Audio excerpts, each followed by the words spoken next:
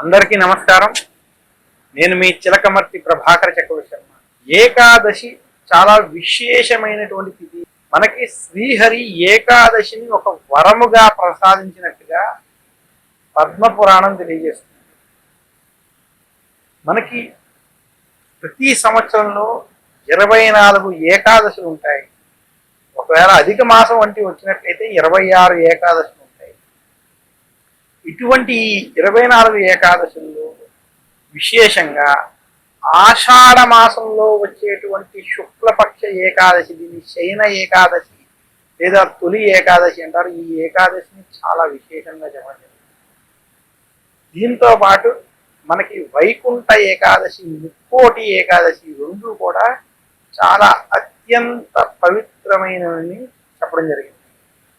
ఇదే కాకుండా మనకు ఉన్నటువంటి మిగతా ఏకాదశుల్లో కార్తీక మాసంలో శుక్లపక్ష ఏకాదశి అంటే క్షీరాబ్ది ద్వాదశికి ముందు వచ్చేటువంటి ఏకాదశి కావచ్చు, అలాగే నిర్జల ఏకాదశి, పరివర్తన ఏకాదశి, పుత్రద ఏకాదశి అనేటువంటి ఈ ఏకాదశి కూడా కొంత ప్రత్యేకమైనటువంటివి చెప్పినప్పటికీ విశేషంగా సంవత్సరంలో వచ్చినటువంటి ఆషాఢ మాసం శుక్లపక్ష ఏకాదశి అయినటువంటి తొలి ఏకాదశి శయన ఏకాదశి, అలాగే వైకుంఠ ఏకాదశి, ముక్కోటి ఏకాదశి ఏదైతే ఉన్నదో ఉత్తరాయణానికి ముందు వచ్చేటువంటి ఈ ఏకాదశి రెండు కూడా చాలా పవిత్రమైనటువంటి ఏకాదశిగా చెప్పబడ్డాయి.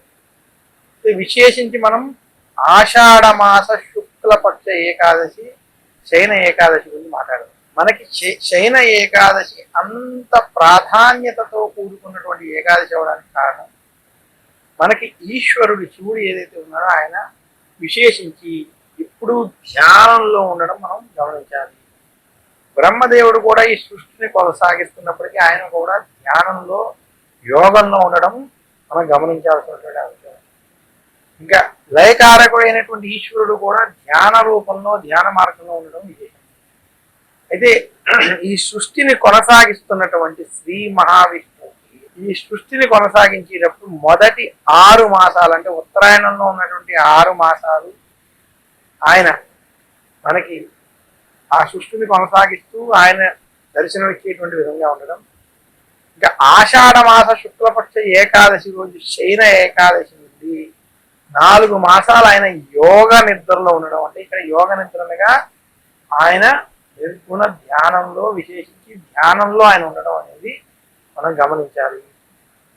ఈ రకంగా శ్రీ మహావిష్ణువు యోగ నిద్రలో ఉండేటువంటి ఈ 4 మాసాలు ఈ మత్స్యలోకం ఏదైతే మనం ఉన్నామో ఈ భూమి మీద ఇక్కడ మహావిష్ణువు యొక్క ధ్యానంలో ఉండేటువంటి సమయంలో మనకి క్రిము కీటకాలు, రాక్షస బాధలు విశేషించి ఈ సమయంలో వర్షాకాల వంటి ఈ కాల ప్రభావం చేత అనారోగ్యాలు వంటివి కలిగేటువంటి ప్రబలయ్యేటువంటి స్థితి ఉన్నాయని మనకి పెద్దల ద్వారా శాస్త్రాల ద్వారా చెప్పబడ్డాయి.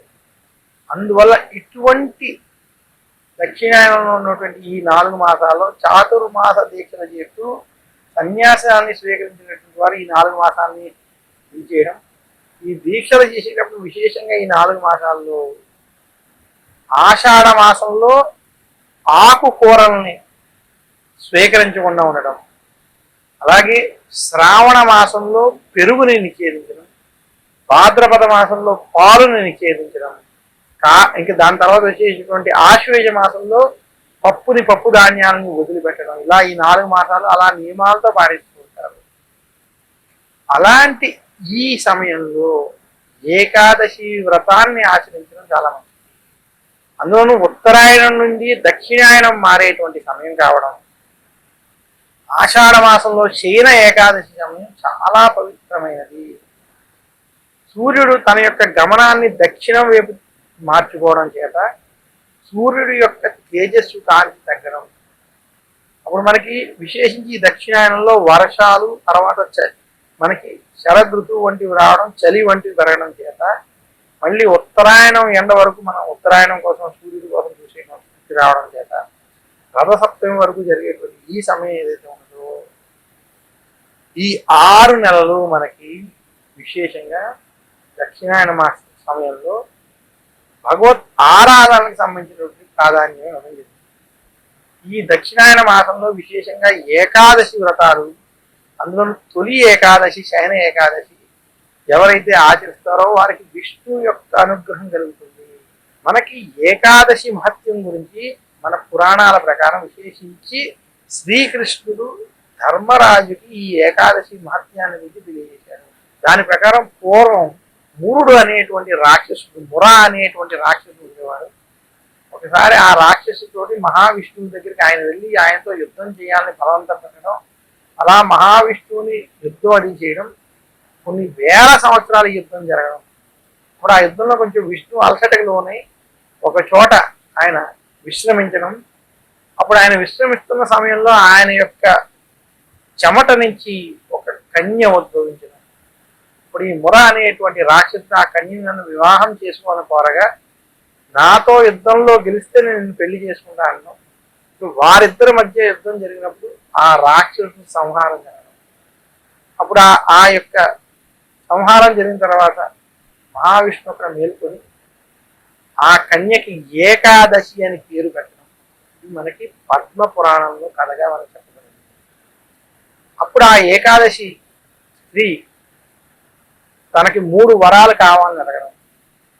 నా యొక్క నేను తిథుల్లో ఒక భాగంగా ఉండాలనేటువంటి ఒక వరం, నా తిథి రోజు ఎవరైతే మిమ్మల్ని ధ్యానిస్తారో, ఎవరైతే మిమ్మల్ని పూజిస్తారో, ఎవరైతే మీతోటి ఉపవాసం ఆవాసం వంటివి చేస్తారో అటువంటి వారికి మోక్షం కలగాలి, విష్ణు యొక్క అనుగ్రహం కలగాలని వరం కోరడం.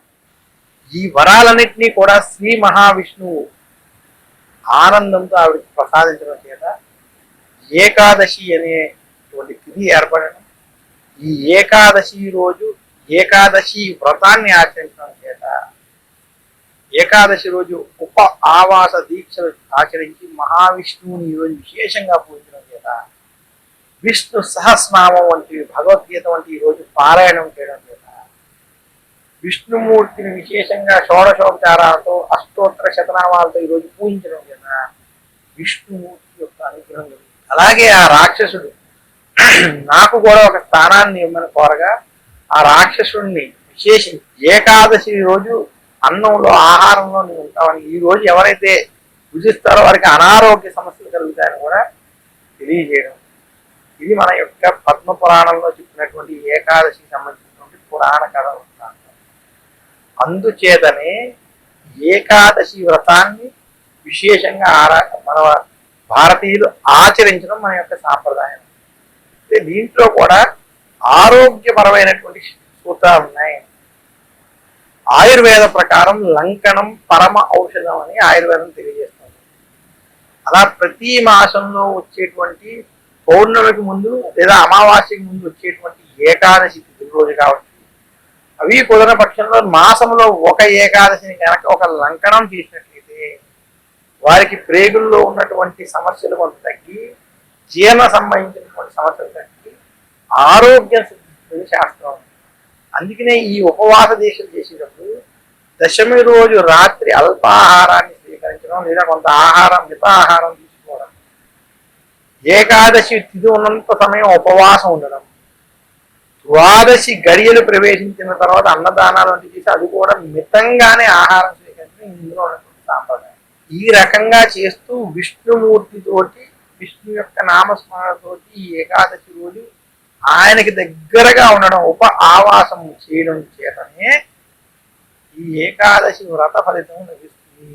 అలా చేసి ద్వాదశి రోజు ఎవరైతే గురువులకి లేదా వారి బంధువులకి అందరినీ పిలిచి ఆ రోజు అన్నదానం వంటివి చేసి, ముఖ్యంగా విష్ణుమూర్తిని ద్వాదశి రోజు పూజించి ఆ రోజు వండినటువంటి పదార్థాలన్నీ నివేదన చేసి అప్పుడు అది అందరికీ సమర్పించినట్లయితే ఈ రకంగా ఏకాదశి ద్వాదశి వ్రత ఫలితం లభిస్తుందని శ్రీకృష్ణుడు స్వయంగా ధర్మరాజుకి చెప్పినట్టుగా ఈ రకంగానే అంబరీషుడు వంటి వారు కూడా ఏకాదశి ద్వాదశి వ్రతాన్ని ఆచరించి విష్ణులోక ప్రాప్తిని, విష్ణు యొక్క అనుగ్రహాన్ని పొందినట్టుగా మనకి పురాణాలు తెలియజేస్తాయి. ఇంతటి విశేషం ఉన్నటువంటి కథ కాబట్టి ఏకాదశికి ఇంతటి ప్రాధాన్యత.